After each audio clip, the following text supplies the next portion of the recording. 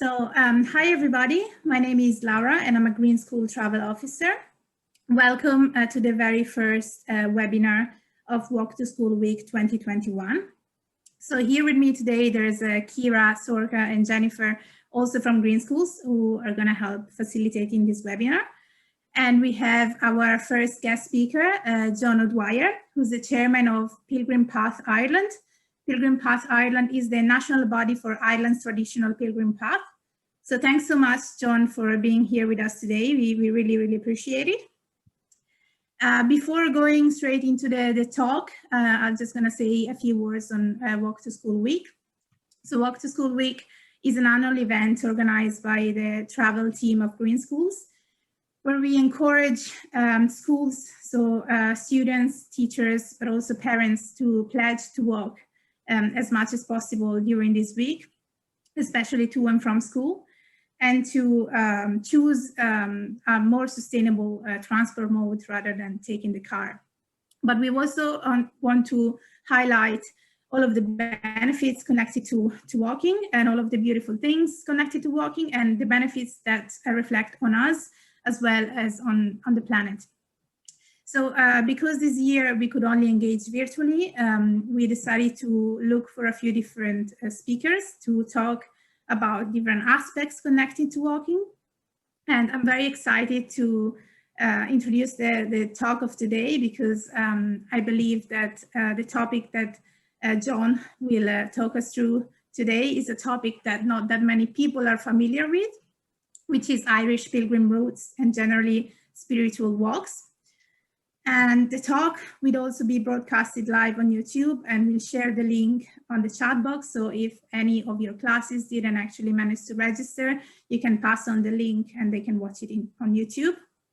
And we really want to encourage you also to ask any question, if you have any question for John, to put them into the chat box or the Q&A box, and we'll address them towards the end. We'll keep about 15 minutes for a bit of a Q&A session.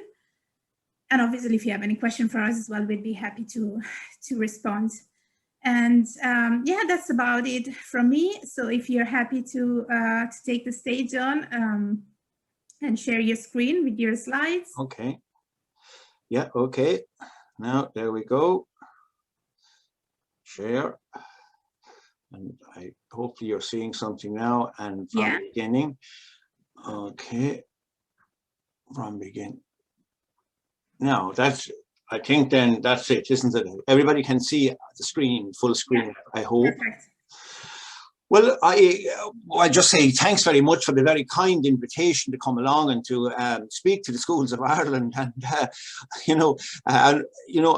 normally if I was talk like this, and if I have 70 or 80 people at it, but I think this time I have 70 or 80 classes, so it's a huge number. It's a record for me.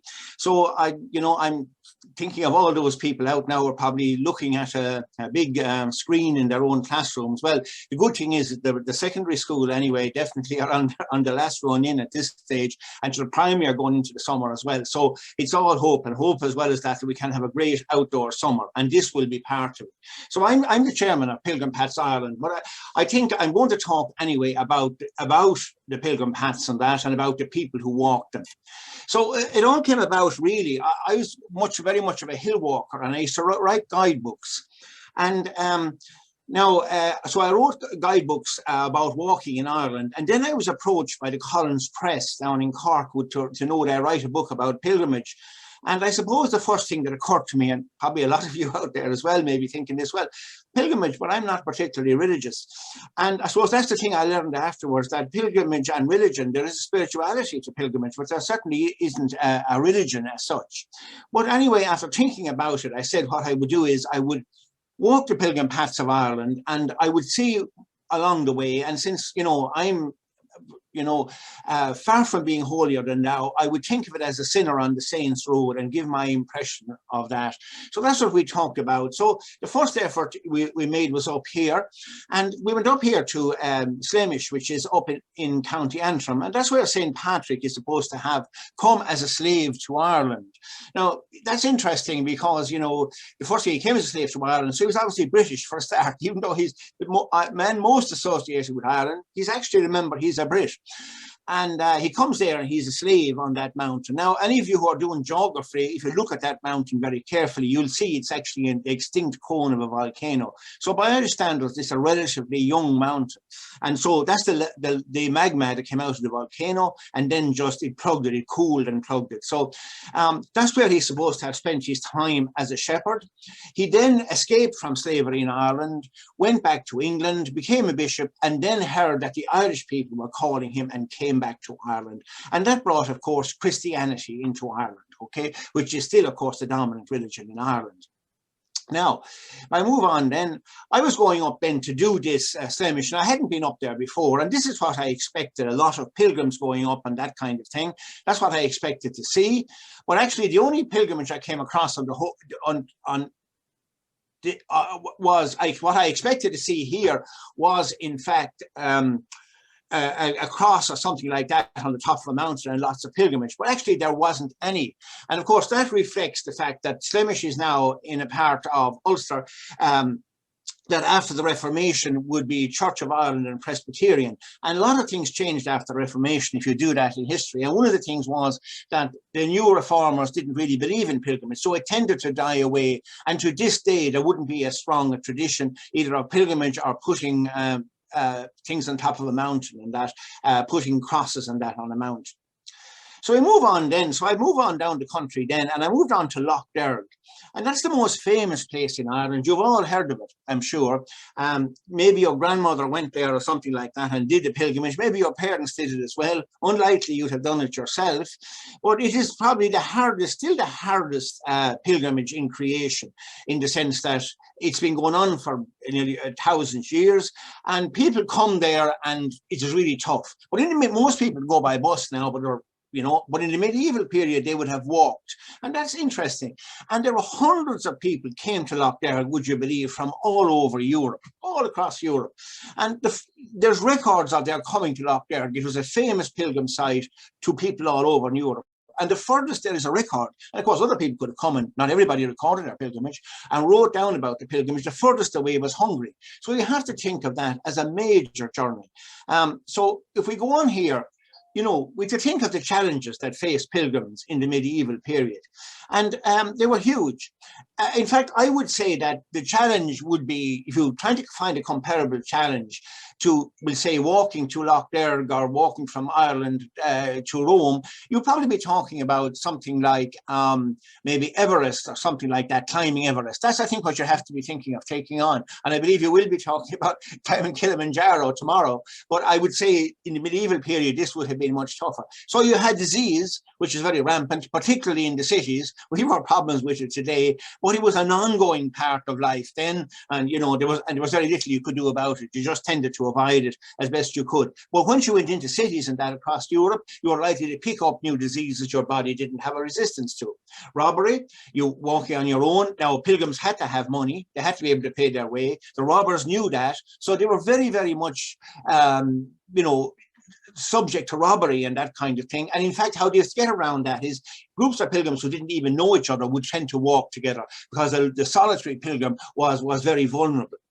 And if you think about it as well, then a person coming, we'll say, from Hungary, he would have, Hungarian, presumably, passed on through Germany, passed on through France, and passed on through England, and then come to Lough Derg, which would have been Irish-speaking at the time. So he'd have gone through 5 language zones at a time when there was no way of learning languages. So, it would have been highly isolating in that. And that, of course, was then the pilgrims thing in those days. Once you went on pilgrimage, until you came back, really, nothing would be heard of you. And maybe, I suppose, that it was so tough, it's hard to estimate, but maybe 5% of all the pilgrims who went on pilgrimage never came back in the medieval period. And then if he was coming from Hungary, or if there was an Irish person who wanted to go, we'll say, to Santiago, the shrine of St. James in Spain, so they would have to use a ship in some way because Ireland is an island, and their shipwreck was quite a possibility as well as that. Navigation wasn't so good, there weren't charts, so a big danger as well. And then there was obviously the weather. If he was coming from Hungary or someone going from Italy to Lough Derg or going from Lough Derg down to Rome, they would have had to cross the Alps. glaciers, you know, extremely difficult for them and subject to big weather changes. So it's unsurprising that a big percentage of pilgrims never made it back. And then the one thing is, even if somebody walks from here to Rome now, they have to make a return journey as well. Mostly today we will fly back on a Ryanair plane, but so you have a return journey. So it was one tough thing to take on the Pilgrim Challenge. And this is the one then, this is Lough Derg, and this is the actual point where they would have come to, and they would have come to an Augustinian abbey, which isn't there anymore. Some of you will probably remember from your history, if you're, you know, that teachers might have told you that, you know, that the Reformation monasteries of Ireland was disestablished by Henry VIII. So it put an end to all the monasteries in Ireland. And it also then created a new world, if some of you are thinking about it, where up to then, really Europe was only one religion. There was Muslims had taken over the south of Spain, and there was Jews scattered around as well in various cities. But mainly there was no Catholic or Protestant then, there was just Christians, followers of Christ. That's all that existed in those days. So then we go on and we look at Lough Derg, and we'll see this, if I go on, if you can see my cursor, that's the point over there where that little cross is. And this then was the island, the Saints Island, where the monastery was. So that's where they would go, and they would spend a week or two in preparation, and then they would go over here onto Station Island, which is built up now. But there was a cave there in which you would get apparently glimpses of purgatory, what is not like. But if you spend 24 hours there, you get a plenary indulgence. You'd be absolved of all your sins. Now, you know, I suppose we'd all like to be absolved of all our sins. But the important thing to remember is the church was extremely powerful in the medieval period, much more so than today. So in other words, the church was the gateway to the afterlife. That's what people believed. So if you had sins, you wouldn't get into heaven. You would either burn in hell or spend a long time in purgatory. So that was the idea then, and that's why people went on pilgrimage. It was terribly important to them. And even powerful people like Henry II, who, you might have heard of him, killed Thomas à Becket, the Archbishop of Canterbury. He then made reparations. He was watching the other side as well, even though he's the king here. So he went on pilgrimage to look for forgiveness to Canterbury. And another famous case, the Holy Roman Emperor, Henry IV, went down to Canossa because the Pope had excommunicated him. He went in the snow to Canossa. So, and if the Pope, you know, the thing was then, if you were excommunicated, you were definitely going to hell. So the church was extremely powerful. And it was terribly important for people to be in a state of grace, and the pilgrimage was seen as one gateway to that.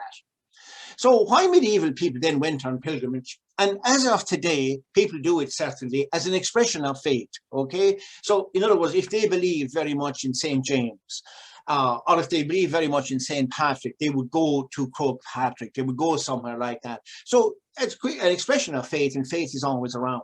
Seeking a cure for illness as well as that. Illness was rampant. So if you go to Holy Cross Abbey, which isn't too far away, there's an area up at the top known as the Leper's Squint. And that's up, which looks down on the high altar. And that's where the people who had contagious diseases would be. They wouldn't let mixed with the ordinary people. So, you know, history repeats itself. To gain indulgences, the church would have, probably some of you may have done this in history, but the church began the idea of indulgences, which was that if you went to somewhere, you know, you went to Rome or you went on pilgrimage to the Holy Land, your sins would basically be forgiven. So you had to do something really tough to get there. The problem was, after a while, some of you would be aware of that. Ultimately, what led to the Reformation, of course, was that problems arose in the church, and the church began to sell these indulgences, and that went down like a lead balloon with Martin Luther, who then, of course, broke with the church and founded a Lutheran church in Germany. And then as a penance, it was quite common then, if you went to confession and you had murdered somebody, you might be told, well, the only way you can be forgiven is to do something really tough. And the priest or bishop might say to you, you've got to walk to Santiago. If he was really tough, if he wasn't that tough, you might say you have to walk, you're in Ireland, you have to walk to Lough Derg or something like that. And people did that because it was the only way to heaven. There was no other way. To fulfill a promise, obviously, then would be a thing, you know, if something happens, if whatever it is, you know, somebody recovers from illness or something, I will go on pilgrimage to Canterbury, to Lough Derg, And, you know, a lot of people used to still do that. They would pray for something and they would say, I will do Loch Derg in Ireland if that is fulfilled.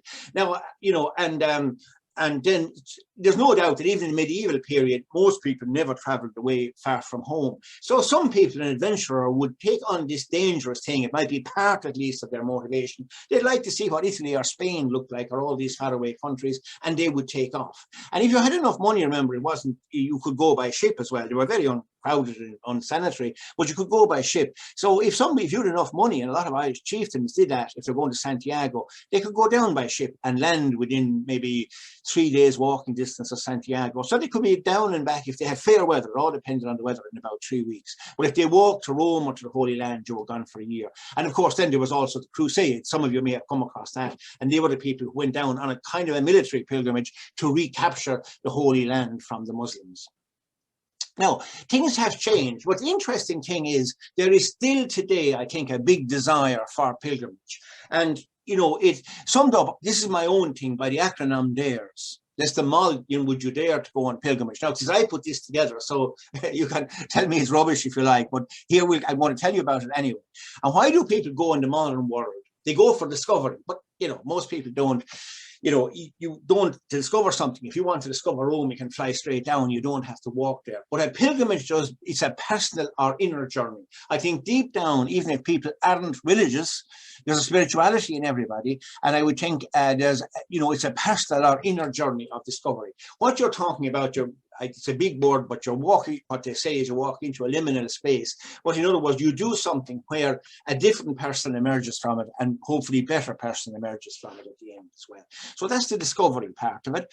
Then we have appreciation for the favor bestowed. That might be a simple, some of you might think, oh my God, if I can get that, you know, 550 pounds to get into radiography, whatever it is, you know, I'll go and I'll walk some of the way to Santiago anyway. And it's quite a common motivation among people as well as that. And remembering, in memory of a special person who has passed on or is ill. So I've often been down at pilgrim sites in Ireland or in Santiago, and you can see when people arrive, you know that people are doing it for that reason, because they almost invariably burst into tears, you know. So it can be highly emotionally charged as well. The point I'm making is, a pilgrim path is quite different from somebody who comes in and wants to do the carry away. They may want to get fitter and enjoy and do all that kind of thing, but there's a deeper meaning always to pilgrimage. And then, you know,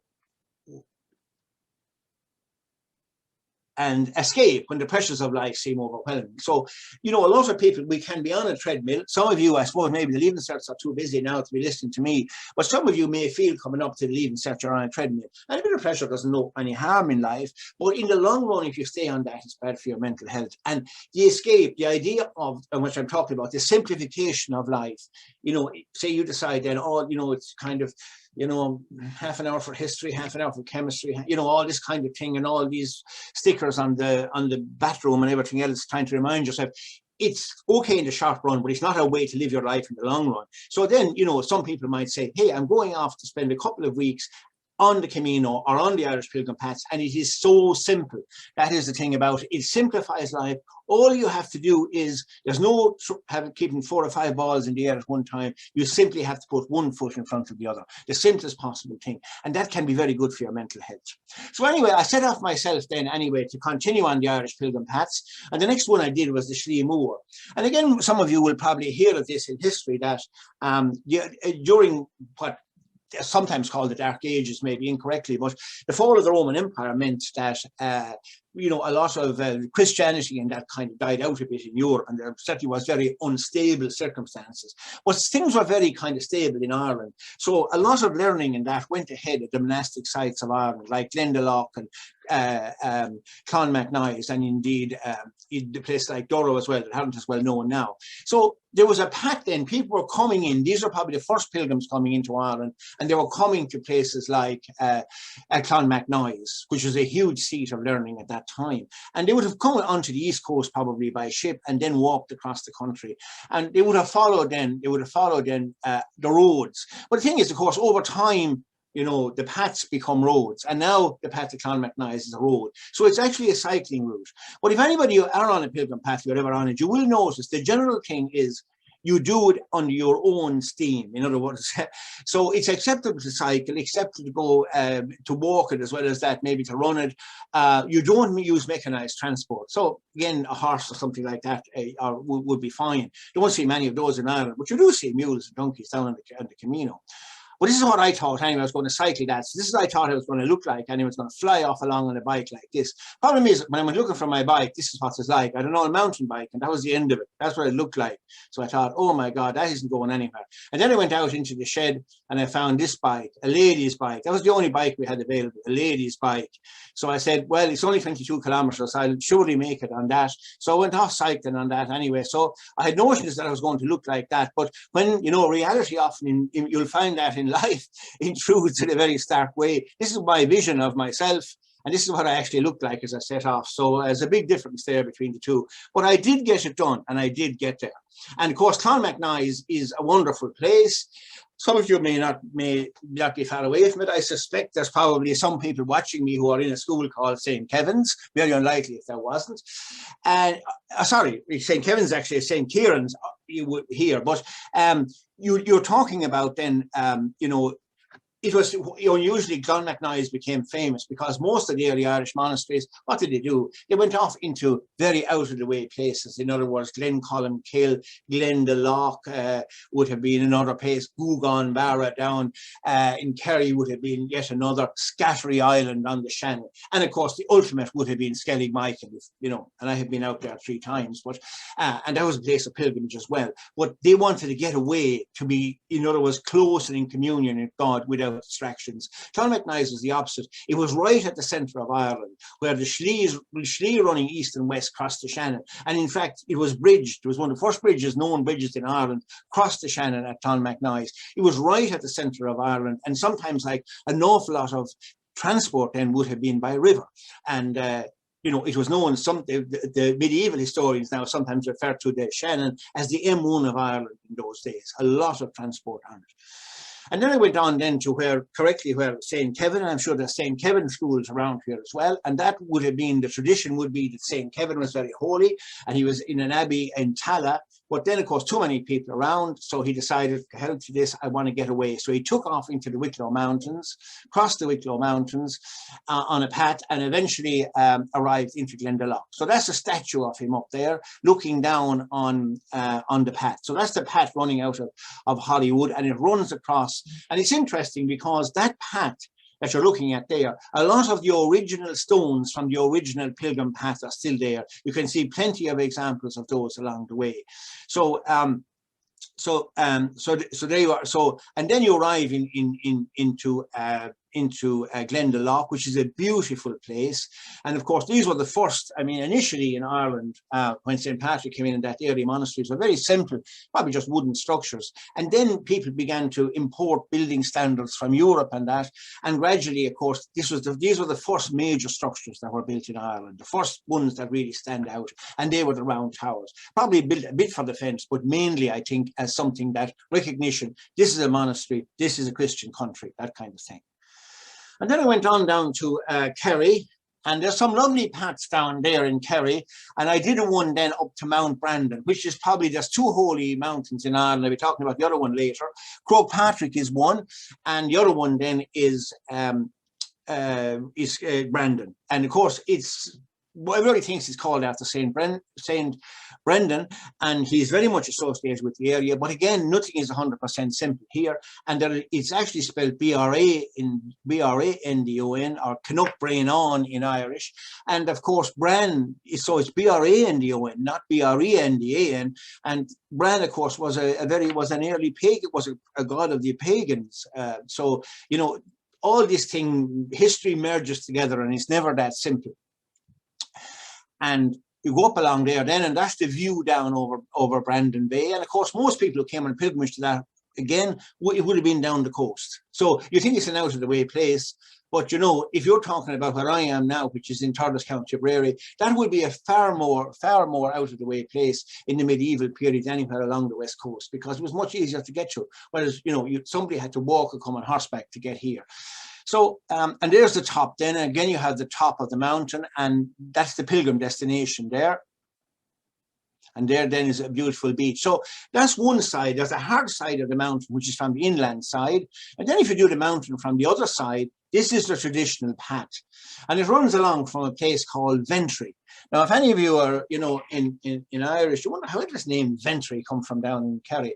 And if any of you are big into the Gaelic, it's, you know, when the English went around and they were trying to draw up the maps, and, you know, they didn't have a clue about Irish. So they're asking all these Irish people, you know, what was the name of such a place? So country, what they would pick it up as Cuntraw, the head of the strand. So, of course, Chuntry became Ventry, and that's how you get Ventry. That's how Irish is anglicised. But it's a beautiful path because, again, it's not sanitised. You walk along it, you go along it. And if you do walk this path, or your school does, this is what you will see.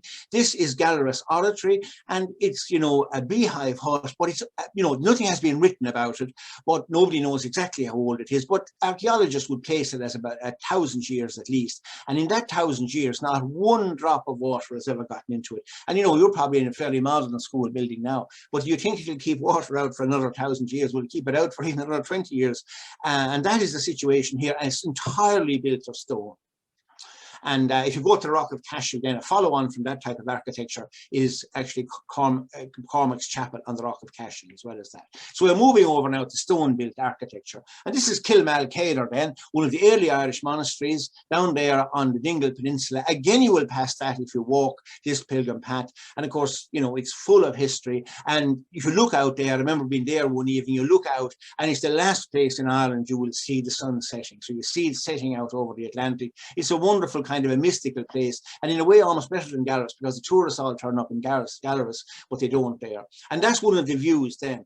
And that's the view down then from Brandon. So there's your reward. And there's a little place here then, if you see my cursor, called Brandon Creek.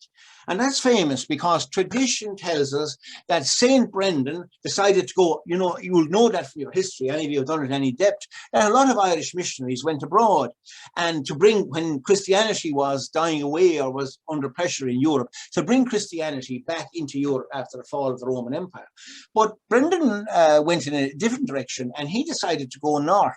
And there's a very, you know, an account of his voyage which suggests that he, you know, went to Scotland, on up there, then went on to a land of sheep, which is probably the Orkneys, then onto a land where great mountains spewed out fire. And there is no doubt about that, that would seem to suggest that he passed Iceland, going in that direction, and then that he went on to a land that was covered completely in snow and frost, and that would probably be Greenland. And then he eventually arrived at a place of kind of milk and honey and that kind of thing, and that could have been North America.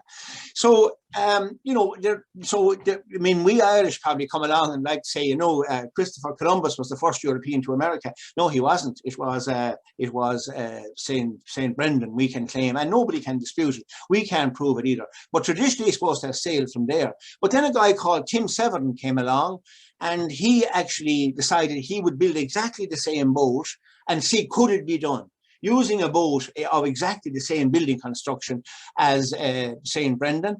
And indeed he could. And I mean, Brendan would have been gone a long time, so it took him a couple of years. But, you know, Brendan might have gone north and then maybe spent the winter. It'd be very hard to cross the Atlantic in the winter. Maybe spent the winter in Iceland or someplace like that, and then gone on the following summer. But your man, Tim Severin, he did actually land in North America. He did land in Newfoundland. So it's great to speculate about these things. And then I went on down to Cork, and this is a beautiful pilgrim path, St. Finbar. So again, there's,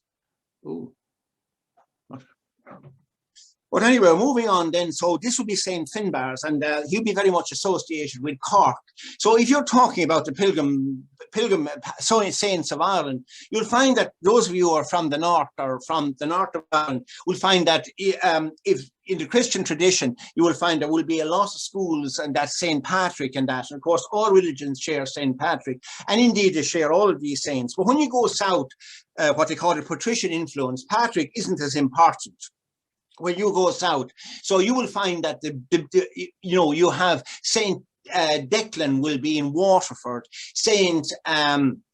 Finbar in Cork, and of course I mentioned Brendan in Kerry as well as that. So you know, and you don't find much anything like as much devotion to St. Patrick on the pilgrim routes. We can move on now. And then is a beautiful lake. I just passed by that on the way crossing towards the Shehy Mountains in Cork. And, you know, it crosses the Shehy Mountains. And the idea was that St. Finbar came to Drimoleague in Cork, and he thought the people weren't holy enough. So he asked them to repent. And then he led some of them across the Shehy Mountains, and he found a place that's in many ways very similar to Glendalough, which is Gugan Barra. He went in and founded a monastery there, and then, you know, went on to become Bishop of Cork as well. So we'll move on. And then that's just the modern day pilgrimage is taking place then, and they're crossing a mountain. They're called Mulamisha in the Shehy Mountains. So it just shows that pilgrimage is still going on up to the present day. So we'll go on now. And then just on the route, here is something, and this, of course, isn't Christian. This is probably, if any of you are doing history, probably stone circles which stand in the medieval period, and for the Bronze Age period, and they would be standing stones there. So it's you know, when I was walking along this, I came to that, and you just look at those and you say, what were those people trying to communicate with me? What were they trying to do by building those? Because you imagine to hump those great, you know, 10-ton stones and to shape them like that, the work that went in. And I think we all take a different message from that. And then we go again.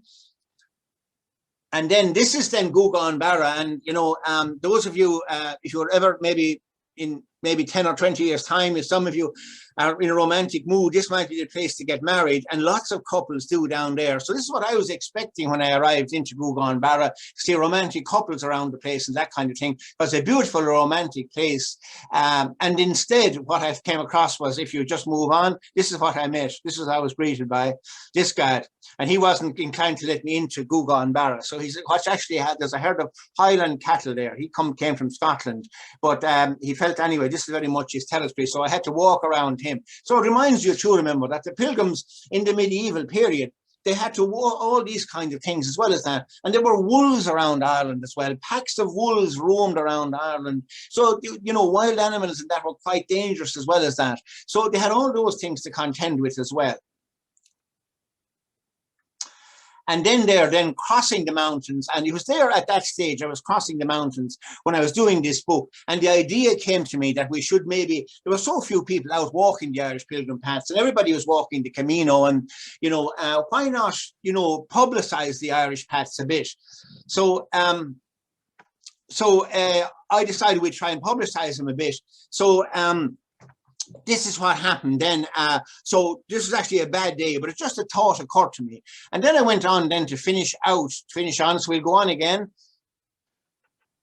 And there is beautiful Gugan Barra, and that's where the weddings take place. And that's the destination of St. Finbar's pilgrim path. It comes in across the mountains and comes into there. So it's a beautiful place. What's wonderful about it is, you know, the way a lot of places in Killarney and that are mass tourism, there's tourists everywhere. But this hasn't conceded to mass tourism as much as it would have been 100 or 500 years ago. It still has that atmosphere. We'll move on then. And then Connacht-na-Dobar, the Mountain of Wells, as any Gael Gorey will know, in South Kerry. And this has been a pilgrim mountain. And this is the thing to remember about pilgrimage, or if you're doing history, that in fact, you know, it was a fairly seamless transfer from paganism to Christianity in Ireland. And how it worked so seamlessly was a lot of the iconography and a lot of the traditions that went with pagan pilgrimage were simply transferred into the modern Christian faith. In other words, so we'll talk about that later on. It was called a process of Christianization, and it, you know, it didn't discomfort the people too much. Whereas I think, so it was a fairly seamless transfer. And those of you who are doing your history again, if you're interested in, we'll say, the Reformation in Ireland, it worked in England, but it failed in Ireland. And probably one of the big reasons it failed in Ireland was, well, there was two reasons. One is that the Catholic, the Irish language preachers there and the evangelizers who came in didn't have Irish. But the other one was an attempt was made to completely throw out the old religion and place it lock, stock and barrel with a new one, get rid of all the monasteries and that kind of thing. It didn't really work. The Irish never accepted it. But the early Christianization was very, very seamless. And places like this, Knocknadober, were undoubtedly pagan sites of pagan worship out that were then later became Christian pilgrimages. So we'll move on. And it's a beautiful mountain. And there's the view. Isn't that a stunning view? It's one, I don't think I've been on the Camino. There is anything like this out on the Camino or any of the Pilgrim Hats I've been on. So there's the stunning view from Knocknadober. And if you're looking out there, right in the center left, you're actually looking at the Skellig Islands as well as that. You're looking down over Valentia Island. You're looking back then towards Kerry and Carsavine. It's not a 360. If you look the other way, you'll be looking out over Mount Brandon, out to the Blasket Islands as well. Wonderful place, one of the finest, I think, viewing points in Ireland. Then we go on, and there I am, just not much to see there, just at the top. And that's when I had finished the book. I had all the writing done for the book and put together. So I brought that book out then, and if we move on, I went on then to Skellig Michael as well as that, which is, of course, the most isolated of all the monastic sites in Ireland. So if you go out there, it's very expensive actually to go out there now, but there it is.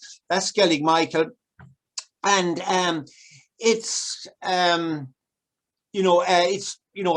how people lived out there. They must have been cut off for months. They don't even have fresh water. So they literally had to depend on rainwater to survive. They had to bring soil together to create a garden, scrape it from all over the island and create a small garden. And then, of course, they lived with fishing as well as that. It was one hell of a tough life as for St. Finian. So, but it just shows the extremes those people would go to get close to God, what they thought was God.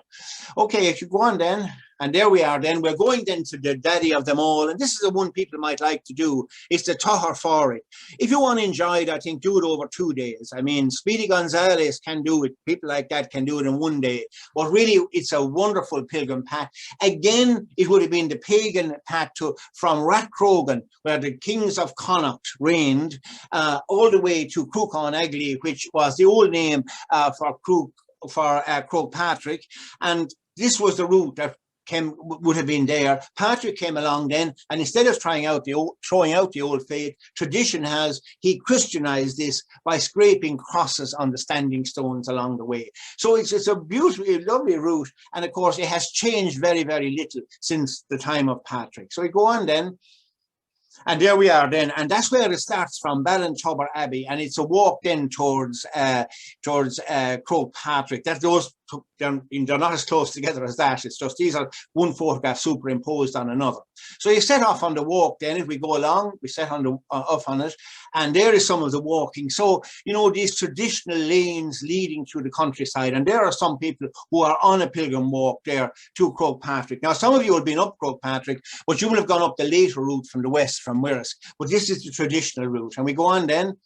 And it's like a mirage. There it is. It's all the time, probably the handsomest hill, the perfect triangle, I suppose, if you want to look at it that way. And there are people crossing the Mayo countryside, which has changed very little since the time of Patrick. Then we go again. And there it is, the mountain getting closer again, and you're looking there over Ahagower, where was the last point. It was an old monastic site, and it would have been the last place people would have stayed. And remember, there weren't guest houses and hotels in those days. So what you would find is, monastic settlements along the way, and you would stay in those. And, you know, generally speaking, for example, the Cistercians would never turn anybody away, even somebody who was totally penniless. So now this was, Ballintober was actually an Augustinian friary, and Ahagower was an early Irish monastery. But there is the mountain. So any mountain like that, you know, any of the great mountains of the world that stand out, people tend to, you know, like Olympus down in Greece and that, we tend to load them with spirituality. We see them as the abode of gods, the abode of deities. And of course, Croagh-Patrick is no exception. Whereas Carrauntoohil doesn't really stand out. It's actually hard to find it. So, you know, nobody's ever said there was any spirituality about it. But these mountains that dominate the landscape. And remember too, they're a unifying force. source, because a mountain like Croagh-Patrick, from maybe 50, 60 miles around, you can see the mountain. So, you know, if you're looking at it from, you know, North Roscommon, Tulska, North Roscommon, or you're looking at it out from Achill, you see the same mountain. It unifies people as well as that around something they have in common. So we'll go on then. We'll move on then if we can. Yeah, and that's just, you know, it's a round tower that's there. But it's again one of the early shows an early Irish monastery. A lot of the ones that were built early on didn't have sufficient foundations, and some of them fell down. So we'll just move on then. And then there you are approaching Croagh-Patrick. That was on a pilgrim walk I was on. I was bringing some people across there. We're coming in the back door. We're coming in the back route here. It's the other side of the mountain that most people come up. And then I'll go on. And there we are. That's the way up the back of the mountain then. We'll just go up there. And those are the signs to the Tucker Forest. And there we are then, having gotten to the top. Now, if you do the Pilgrim Path to Croagh-Patrick, you don't actually have to go to the summit. What you have to do is get to Muiris and cross the mountain to Muiris, but you don't have to go to the summit. And after a long walk, a lot of people probably wouldn't, but you're still seen as having completed the path. So that's it then. So we'll move on then. And there we are then. All of this research then resulted in I producing this book, Pilgrim Hats in Ireland, a guide. And it's got maps in it and that kind of thing. But if anybody wants to get it, it's available from Gill Books. And in most, I'd say, don't buy it from Gill Books, really, even though my publisher, you know, try to support a local bookshop or something if you're buying it. And it has all the maps and that in it as well, and all that's required to do the walk as well as that. So we'll just move on then. And then I'm near the end now, but how pilgrim walks differ from walking trails. And I think it's important that a walking trail that you're walking, the authentic, the users feel they are walking in the footsteps of Pilgrim's Path. Okay, then we go on, and there are, next one, and there are leads somewhere past generations have endowed with spirituality or meaning or mystery. So you would have something like Croagh-Patrick, Loch Derg, the shrine of St. James in Santiago. You know, you have those, the island of Iona, Canterbury down in England, where, you know, the Archbishop there, there's a shrine there to Thomas a Becket, who was murdered there.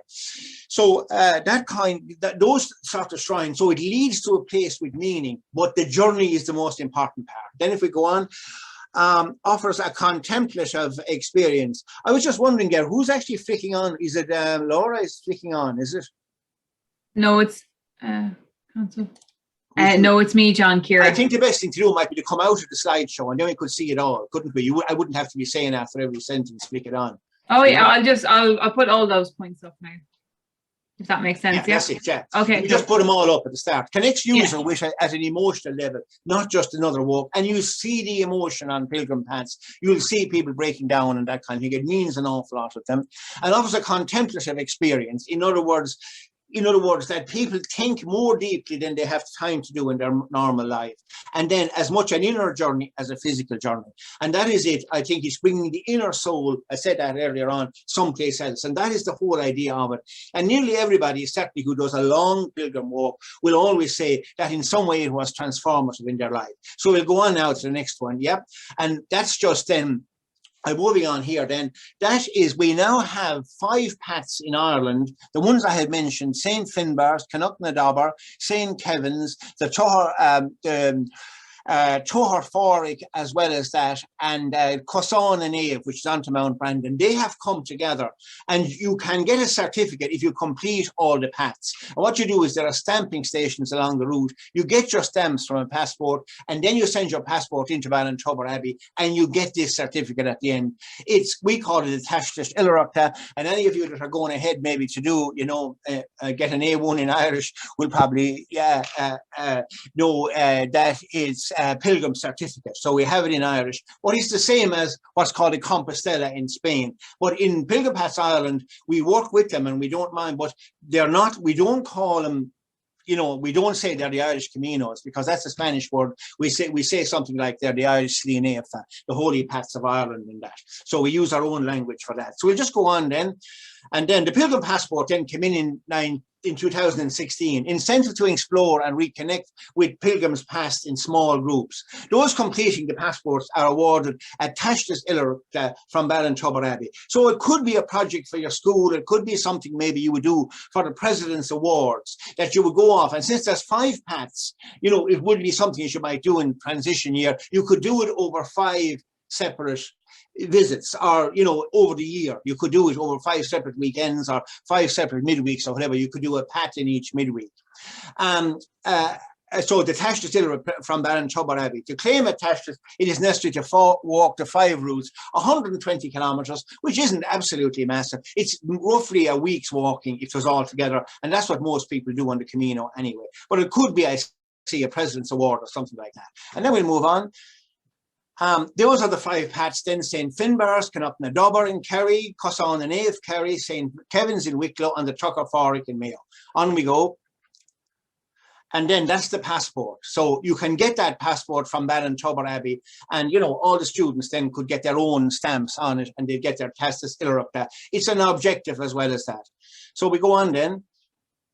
And then the final thing then, great this year, those are 5 paths that come to 120 kilometres. They're fairly short paths, and they're ideal for people who aren't fit or haven't a lot of time, because you can kind of do it over a period of time. St. Declan's Way then, that's the Ireland's answer to the Camino. It's not a Camino, it's a Shlínefa, but it's Ireland's answer to that, and it reopened in 2021. And that is, so that's opening, it's just reopened now, and it's been fully waymarked. Now, there was walks on it in the past, but it wasn't waymarked, and this is one of those walks, so they had to be led. But now you can do it, and it leads all the way from Cashel, County Tipperary, down to Ardmore. And the idea, the whole thing behind it is that that actually the Waterford people hold very strongly, I don't know if there's any Waterford schools listening, hold very strongly that St. Declan was the first Christian saint in Ireland. He preceded Patrick.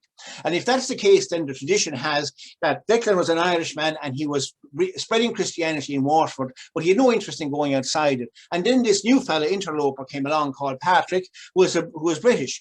And he came in and he wanted to spread the faith in Ireland. So who'd be the top dog? So they met at Cashel.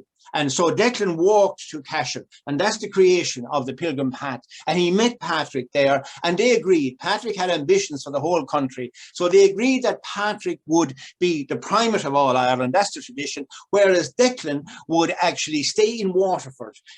But Patrick wouldn't come into Waterford, and Patrick would recognise Declan as the Bishop of Waterford. That's supposed to be the compromise. Well, it's a lovely route. Do it in about 6 days, and it's open for booking. There's a lead walk along it now, and it's open for booking at the moment. It'll be going the last weekend of July and the first weekend of August. There's, you know, a lead walk along it as well. You can join other people. And that's with, if you want to look it up, stdeclansway.ie, all the information is up. So we'll move on then.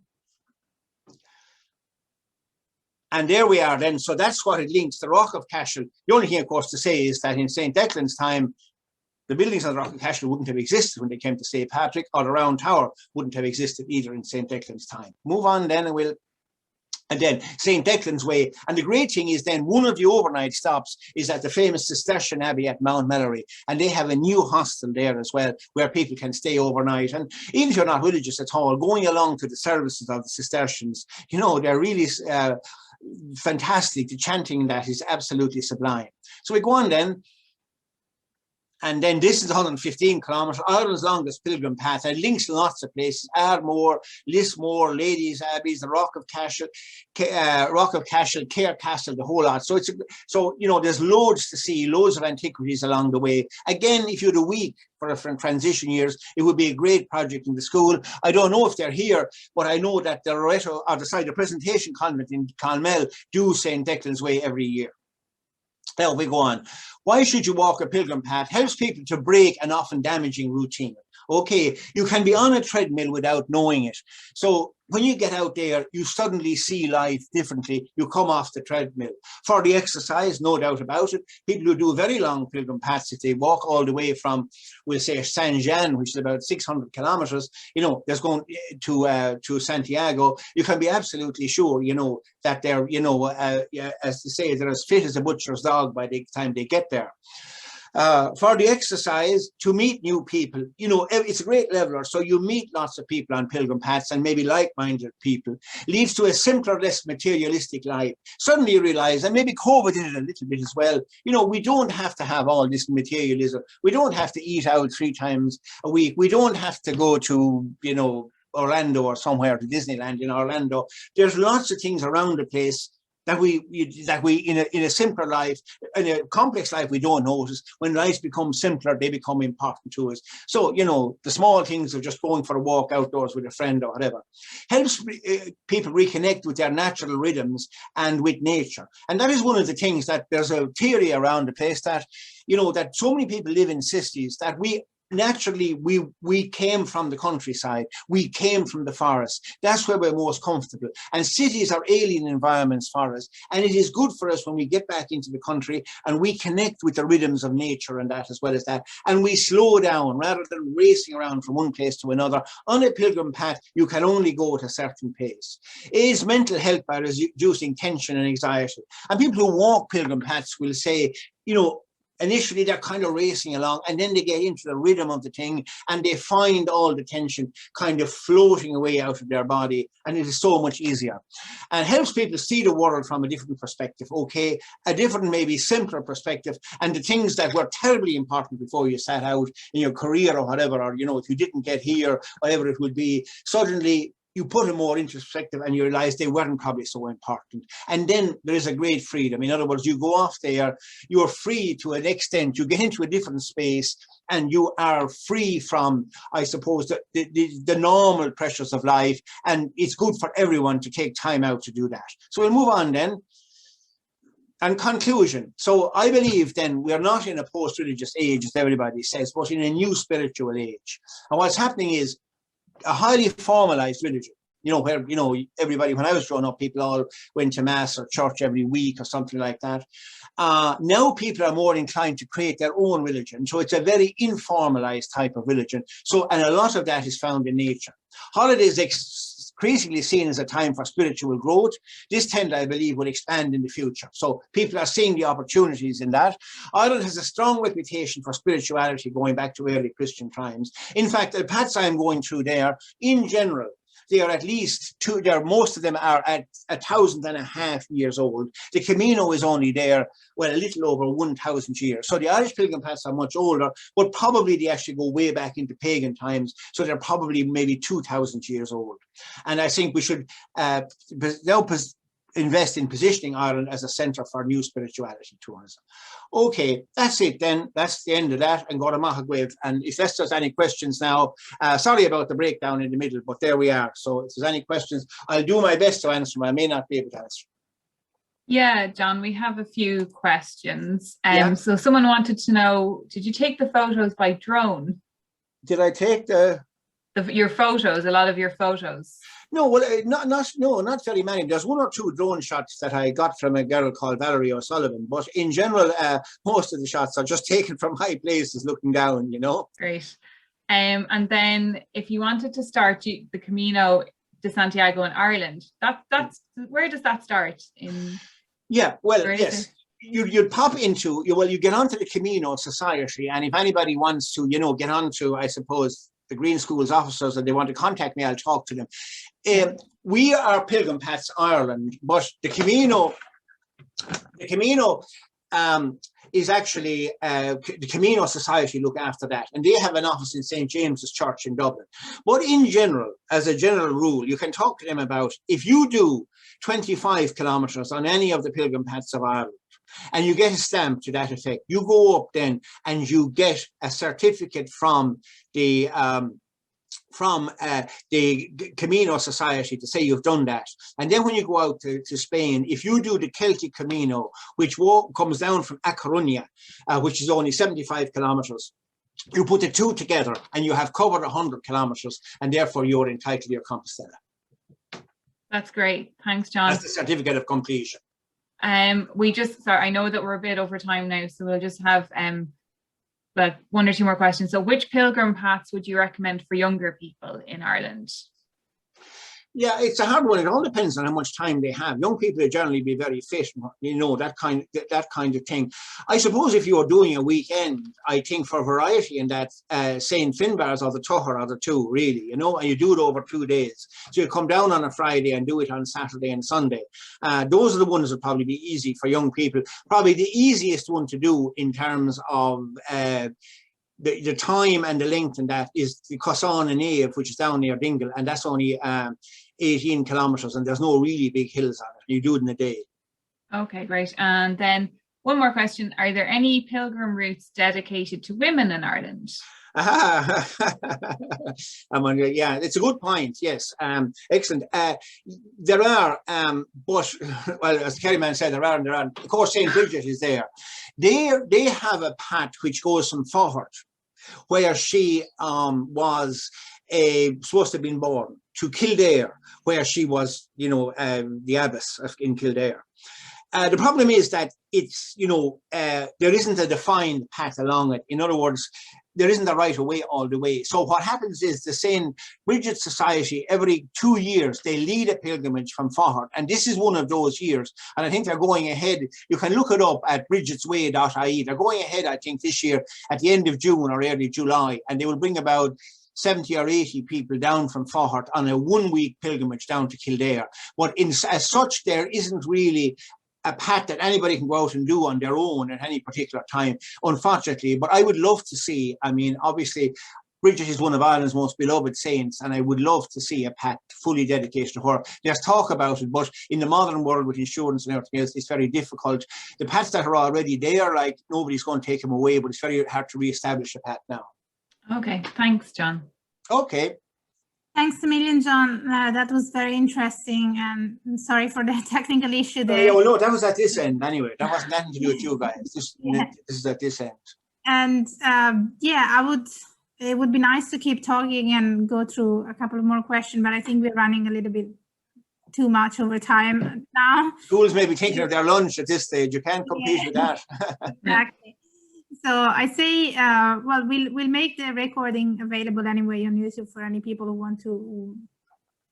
want to see it, and maybe you'll receive, you know, a few emails with questions and those. And anyway, yeah, thanks a million for giving us your time and your knowledge about pilgrim routes. It was very interesting and insightful. And well, thank you very much, and thank you for, you know, people for listening. They pay you the compliment of listening to you. So thanks very much to all of them, all the schools who came online. Yes. Thank you. And for any schools that is joining us during the week, we have 3 more talks available, and it should all be very good. So we are looking forward to seeing more schools joining the next talks as well. Right. Thanks, everyone. Thank you very much indeed. Thank you. Bye-bye, everyone. Bye. Bye. Bye-bye.